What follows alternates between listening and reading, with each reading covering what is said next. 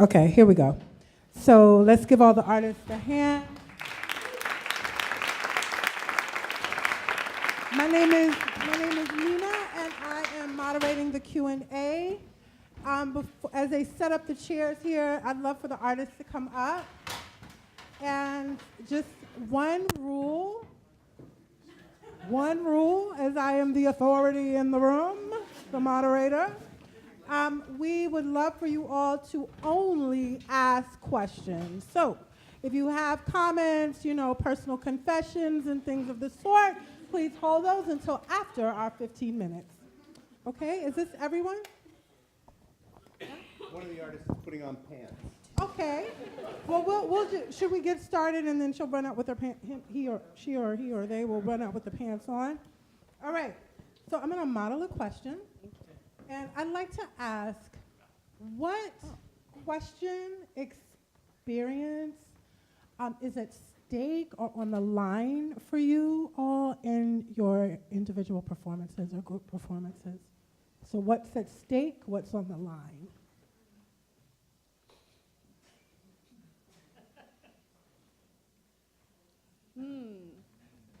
I can start if no one else wants to go. So my piece is based off of a larger satire, and with satire, there is always the danger that it will either be misinterpreted or be, what's the phrase? It could be misinterpreted, or also it could be harmful to the group that it's trying to protect or represent, or show the experience of. And so that was a worry, and continues to be something that I grapple with in the creative process in terms of how far can I go in terms of representation of the injustices of Black women, Black people, and women, all three groups separate and together. How far can I go with representation of that? And is it useful or harmful? Somewhere in between. Yeah, that's a major thought for me. Anybody else? Get in where you fit in. My show takes place in a cab. That should let you know the problems and complications, and I'm just trying to disrupt the system as much as I can with the show. And I don't know what that is yet fully, but I'm loving that I got asked to be here and my show takes place in a car. It's already okay, how we gonna, thank God to the amazing director. He was like, we're gonna go and ask our friend for the van and take her seat. So yeah, no, that's really my biggest issues that I'm trying to figure out is how do I put on a show that a theater company could put on without using one of their theater spaces, so they could keep making money, and then whoever's doing this show as the actor, because I'm not trying to be the actor for it, except for my neighborhood, because it's site-specific, so every neighborhood that's going through gentrification or through changes like that, it can get this show specifically to its neighborhood. It's not about just Bushwick, Brooklyn, right? So that in itself, I'm trying to figure out how do I do justice to all of those pockets, and also make sure that everybody that's involved is actually eating what they deserve. And it's not about the art, because fuck all that, I'm trying to pay niggas. That's it, I'm just trying to make sure people get paid. At the end of the day, get paid. You're gonna enjoy the art or whatever, right? But I'm trying to make sure my story of my neighborhood and these neighborhoods that are changing, the real story gets told, and not by 10 murals some gentrifier did. Right? So I'm going through that right now, where it's yeah, all this shit is cute. What about the real work? That's it.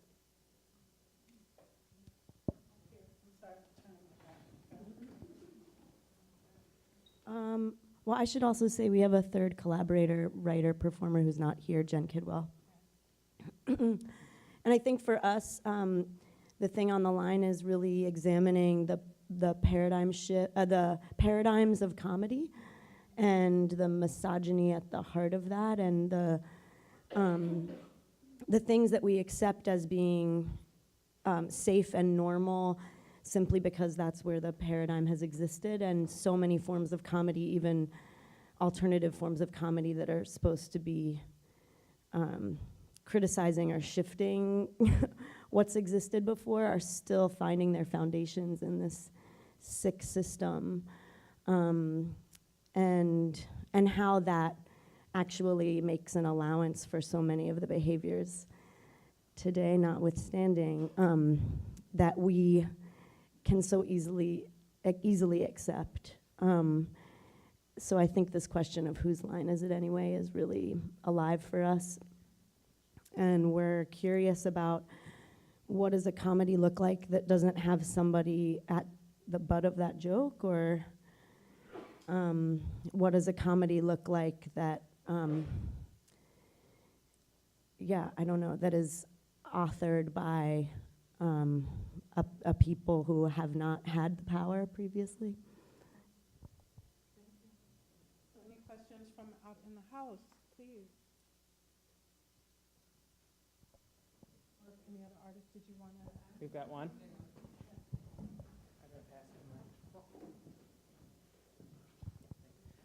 So process-wise, what did today change or illuminate for you as artists?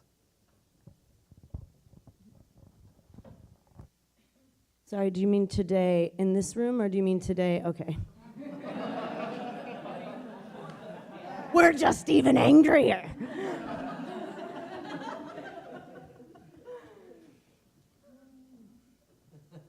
Well, I think having an audience always changes any performance, I think. Especially something that's as, socio-politically charged as like the piece that we just did. Like, I'm thinking about intentions of like who I and my collaborator, like who we were trying to reach and who we are trying to reach. And, like I'm looking out and like I do see like some POC in here, and I do see some like non-POC, and it's interesting because like everybody is going to have a different take or like a different absorption of like what's being presented. And yeah, I think that that's an important thing to, I guess, have a thought about like during the process, and that's something that I will definitely be thinking about going forward. I'm thinking about getting a van instead of a car. Getting a what? I'm sorry. Getting a band? A van, yeah. Because then I could put more people on, right? Pretty much. It's like, then I could check more white people with privilege that are paying for these cab rides instead of the walking tours, because they're gonna want to ride comfortable.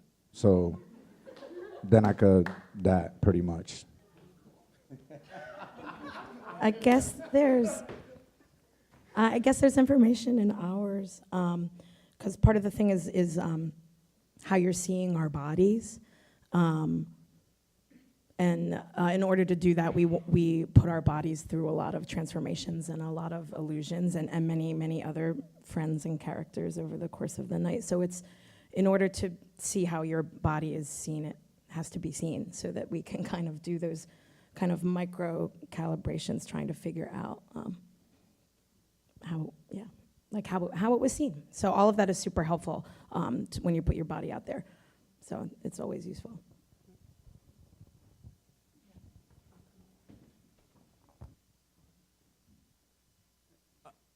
Who put you all together, and whether, I mean, I don't know how much you are together, but if you haven't been together much before, I wonder if you learn from each other.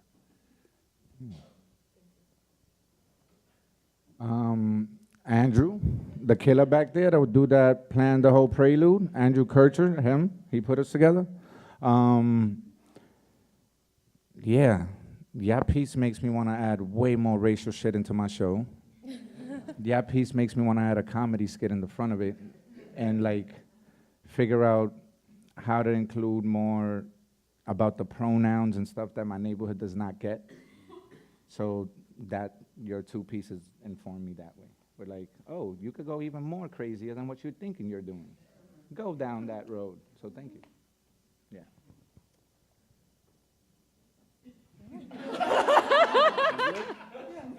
because the question is, I mean, it's really interesting. Like, I don't know if you all were able to really witness one another's work. That's one question too that I have. But yeah, I mean, in answering his question, like, if you could only be influenced if you saw it. I know you did. I don't think we got to see most of your piece, which, you know, running around back there, like, you get lost. But yeah, no, I'm always floored when people find ways to, like, change traditional theater and, like, take you into new spaces, like, using, you know, the same tactics we use in traditional theater. So, like, I loved... really simply, like, I just loved feeling like I was in a car and, like, going along on someone's ride. Like, it was, like, I just am now, like, liking non-traditional theater, and I just like that it was out of the norm. Cool. Absolutely. We're searching for, so I appreciate that you, like, laughed, because we like to have a comedy thing, and then we're curious if we can find biography at the end. Like, so that's something that we're searching for in the studio right now. That's like, oh, was it funny? Was it funny? Was it funny? Was it funny? Okay, can I just actually be my fucking self now? And that's the end piece that we're searching for. So it reminds me that biography is, you know, quite alive. And so as we search for that, you know, it's helpful. Anyone else? More questions? Yeah, if you want back here. I got it. He's faster than me. Oh, thank you, thank you. You see, I'm moving around. So given that identity is an important aspect of the work that all three of you are doing, and you brought up that it maybe can be challenging to calibrate a piece for an audience that's not perhaps unified in terms of race or gender or sexuality. At least that's what that brought up for me. I wonder if you are, how conscious you are of those aspects of audience identity as you're making the piece, and how you create a piece that's, if this is what you want, resonant for people who are not kind of monolithic or unified in how they identify. That's a very good question. I find that with specifically, like, referring to this piece, because it is such a racial piece, like, you can't talk about one without talking about the other. So inherently there's always a message for both. It's just, like you said, about, like, calibrating it specifically towards, you know, what you want to say. Like, yeah, I think there are some things that are implicit, and yeah, having an audience, and again, like, getting to talk to everybody and talk as I'm going to later, like, I'll find out, like, what resonated and what didn't, and then having that feedback, go back and say, okay, this wasn't clear, or this didn't quite say what I wanted it to say, or this is working really well. How do I sort of, again, calibrate it with the other audience that I'm trying to reach, and, like, reach the harmony between the two messages, or whatever that I might want to be sending. Yeah.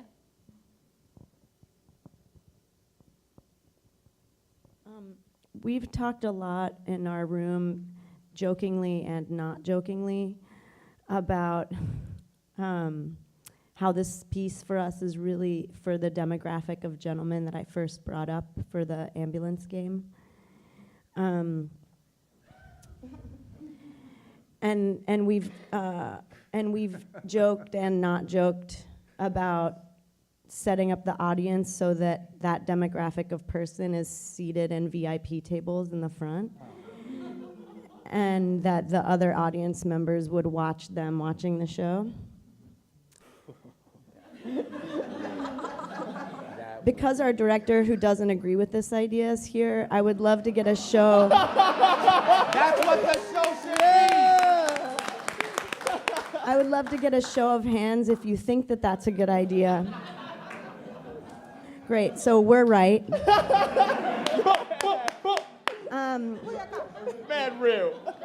Mad real. Do that shit again. Oh, that shit was real. William, I'm gonna check you like that soon, boy. Thank you for giving me a note there. and it illustrates my point that it can be very hard being a room even of 3 women against one member of the patriarchy whom we adore and respect.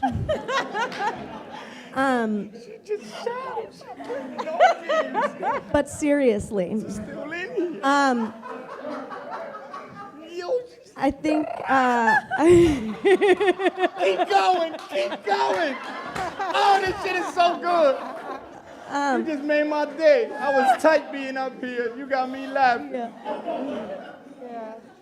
I think, and I think that because that is a perspective, I'm talking now about that demographic, not just Dan. That's a perspective that we inherit in so many ways all the time, nonstop. That for me, that idea is hot.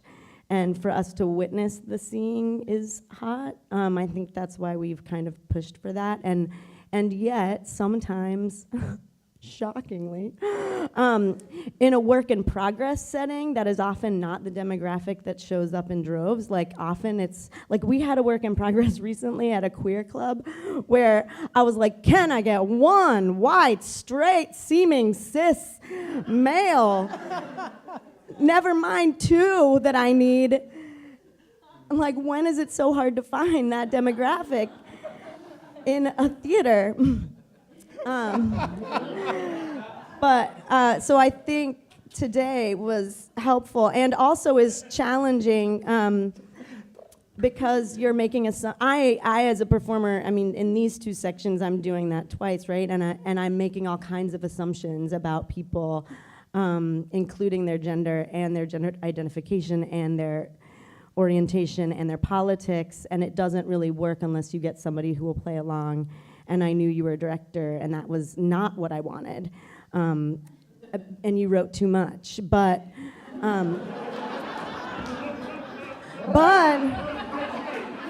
One more for him, just for him. One more. One more. But you look the part, and you're wearing a beer hat, so. Thank you. Yeah. I think I've said enough. We have time for one more question. One more question. Is there one more question out there? Yes. So how have you guys each felt like that the people that you're talking about have specifically like reacted to your type of comedy or your show? Like especially for Flako, like have the people in your neighborhood like heard about what you're doing, and have they had like a positive or negative reaction towards it, or like what are the kind of feelings that they have towards it, especially like with gentrification? Like are they like, wow, this is awesome because you get to talk about our community and our neighborhood and how it is? Or are they kind of like, oh, like, don't show that to people because we don't want them to think that we're like this kind of people? Like, I know sometimes it can go both ways. So I'm just curious about what are your reactions that you've had from the people specifically that you're either talking about or like in the audience of? I'll start this one. My neighborhood is, I'm just trying to like, I can give free tickets to shows, and I do festivals in the community. I try to put on everybody in my neighborhood in these festivals that I do 4 times a year. So they come, they work, they fail forward. Sometimes they don't know the language, so we teach each other. That's it. Yeah. Thank you for asking. That's real. So I probably should have mentioned this. My collaborator on this show, Sam Kebede, couldn't be here, but we were lucky enough to get to premiere the full show at Ars Nova a couple months ago. And yeah, we had a mixed audience of like, you know, black people, white people. So funny, because the black people all came up to us after. They were like, yo, that was freaking lit. And then I talked to the white people, and it was like, yeah, I'm a little uncomfortable. Didn't know if I could laugh or whatnot, but that was pretty cool. And yeah, I mean, honestly, like, I'm learning to expect certain reactions from certain groups of people, and yeah, it's interesting just because like interpreting like what they mean in terms of, oh, did this person like this because that's what they're used to and that's like, you know, naturally what they're gonna like, or did they like it because it made them think, or, you know, what have you. But yeah, I mean, that's been the general, it's been, I really like it, or I was uncomfortable. That sounds right. I feel like people have different like lines that they can walk up to with ours. Like some, especially female folks have said, I laughed until blank, blank, blank, blank, blank. Particularly like, or like when do we see the conversation of violence enter the room, and people have different kind of lines for like how subtle or not subtle that is. So it's helpful when we hear this kind of things. And I did have a lovely cis white man in his 60s who I've known for a long time say to me in all earnestness after a work in progress, you got to admit, everything you said about men up there tonight would be really controversial if 3 men did that. And I was like, what? Did you just write me out of my own piece? And he was like, what? And I was like, what? And he was like, I'm just saying, you got to admit, like, it would be really controversial if 3 men did it. So I think that is evidence that we're on the right track.